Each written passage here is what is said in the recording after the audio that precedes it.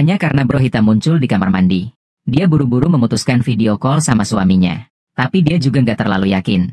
Apakah suaminya sempat lihat apa enggak? Dia cepat-cepat naik ke mobil mewahnya bro hitam. Minta tolong dianterin pulang. Di jalan, suaminya nelpon lagi. Tapi dia langsung nolak panggilannya. Pas lelet jalannya di pom bensin. Cewek itu sekalian beli kopi. Lihat kasirnya nggak ada di toko. Dia taruh uang kecil dan siap cabut. Pas dia ngeliat ke atas. Tiba-tiba nemu ada bercak darah merah di dinding. Dia panik banget, buru-buru lari ke pintu. Cewek itu belum sempat teriak minta tolong. Tiba-tiba peluru nyasar ke pintu. Dia langsung nunduk cepat, coba sembunyi di balik rak barang. Terus ada tembakan lagi.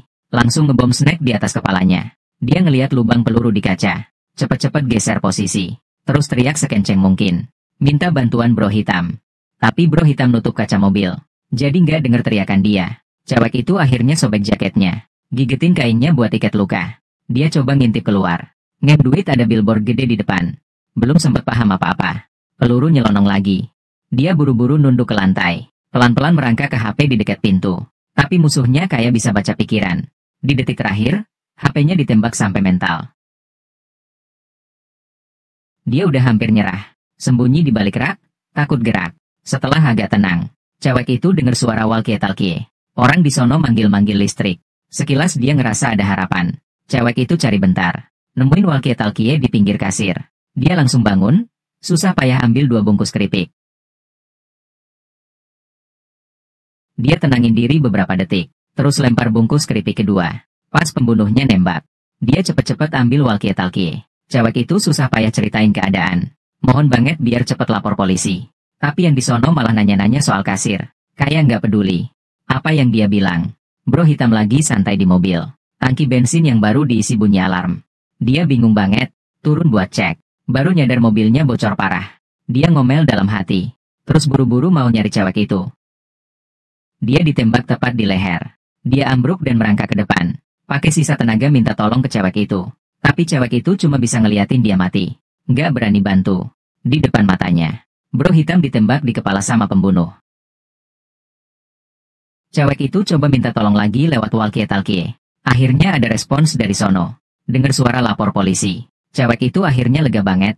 Dia minta yang di sono tetap nemenin ngobrol. Pakai walkie-talkie buat ngobrol santai. Pas lagi ngobrol ringan. Orang di sono nanya soal hubungannya sama bro hitam. Cewek itu bilang bro hitam teman kerjanya. Habis rapat bareng, pulang bareng. Cuma mampir beli kopi di minimarket. Malah diserang penembak jitu. Dia takut banget.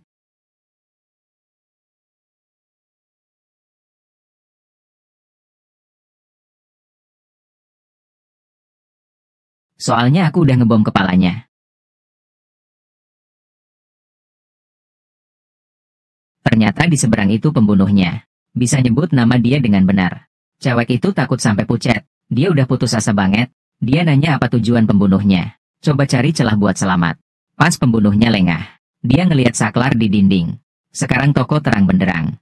Posisinya bakal ketahuan. Jadi dia nekat bangun. Mau ambil alat yang gampang dipakai. Terpaksa dia ambil beberapa baterai. Tapi dilempar berkali-kali. Nggak kena saklar lampu. Pas dia udah hopeless. Nggak sengaja goyangin rak di samping. Baru nyadar. Rak ini ada rodanya. Dia pakai rak buat nutupin diri. Pelan-pelan geser ke pojok. Pembunuhnya kesel. Ngamuk kayak gila. Nembak bertubi-tubi. Untung dia buru-buru lari. Tepat waktu matiin lampu toko.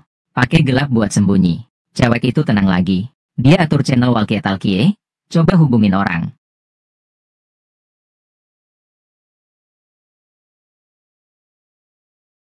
Siapa aja?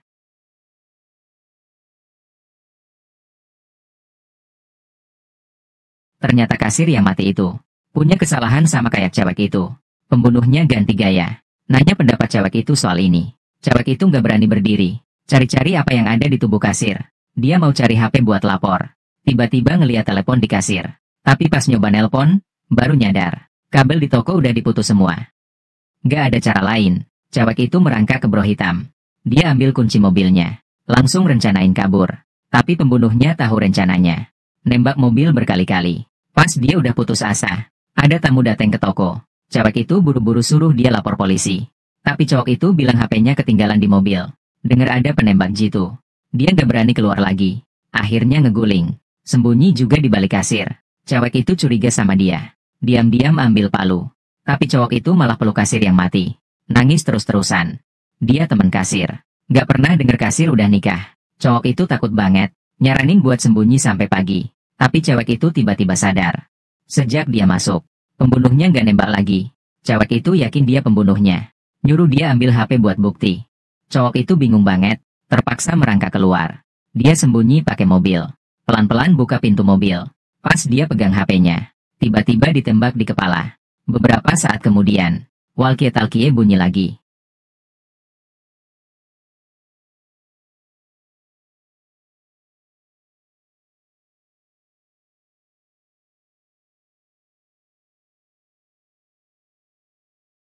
Bareng kamu.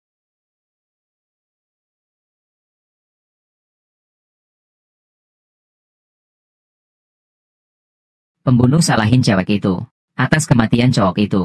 Tapi dia nggak ngerasa bersalah. Malah bela diri terus. Dia bilang karena nggak bisa punya anak. Jadi di rumah makin nggak disukai. Makanya deket sama bro hitam. Biar nggak kesepian aja. Denger dia cerita sedih gitu. Kayak dia yang jadi korban. Pembunuhnya ngejek dia. Paksain dia ngaku salah. Tapi nyuruh dia ngaku. Lebih susah daripada bunuh dia. Buat nutup pandangan pembunuh. Cewek itu ambil payung di toko. Dia bukain payungnya. Bikin jalur ke pintu belakang.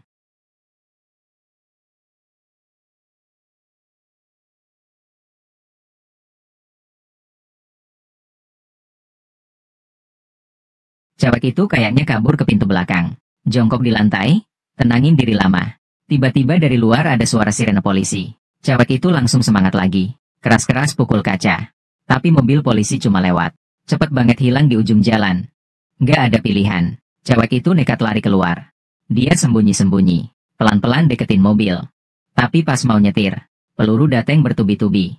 Dia cuma bisa lari ketakutan. Balik lagi ke minimarket. Ah. Kapten inget lagi ejekan pembunuh dari walkie-talkie. Dia tahu cewek itu nggak bisa kabur. Jadi mainin dia kayak tikus. Pas mereka saling tembak, ada mobil dateng dari luar. Seorang kakek turun buat isi bensin. Tiba-tiba nyadar ada yang aneh. Deketin mobil, ngeliat cowok udah mati di dalam. Cewek itu keras-keras pukul jendela. Nyuruh dia cepet telepon polisi. Belum selesai ngomong, kakek itu ditembak mati. Neneknya takut banget. Cepet turun cek suaminya. Cewek itu teriak suruh kabur. Tapi neneknya nggak dengar. Pas dia ngeliat sekeliling, tiba-tiba ditembak mati sama pembunuh. Kematian dua orang tua itu bikin cewek itu mentalnya drop. Dia ngomel sama pembunuh. Darahnya naik. Berani-beraninya berdiri. Terus ngomel ke arah pembunuh. Sampai suaranya habis. Pas dia siap mati. Tiba-tiba ngeliat ada anak kecil di mobil. Anak itu nunduk di mobil. Bingung cari kakek neneknya. Cewek itu panik. Cepet suruh anak itu nunduk. Terus ambil walkie-talkie. Pelan-pelan minta ampun ke pembunuh. Tapi pas sadar lagi, anak itu udah di luar. Dia buru-buru tulis pesan. Nyuruh anak itu balik ke mobil. Pas dia lega, pembunuh nawarin kesepakatan.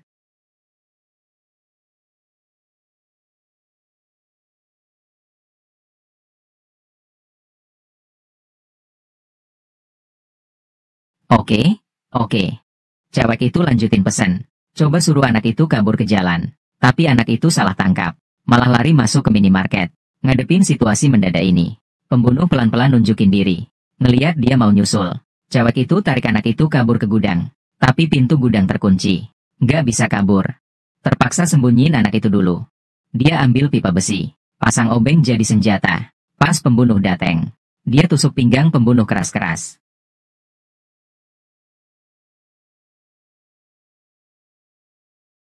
Ah!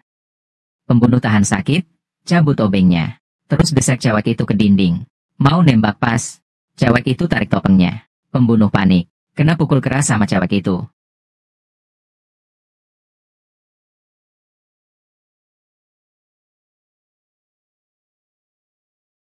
Pembunuh jalan ke gudang. Masukin kunci, buka pintu. Terus dateng ke anak itu. Mau ngapa-ngapain? Lelet buka topengnya.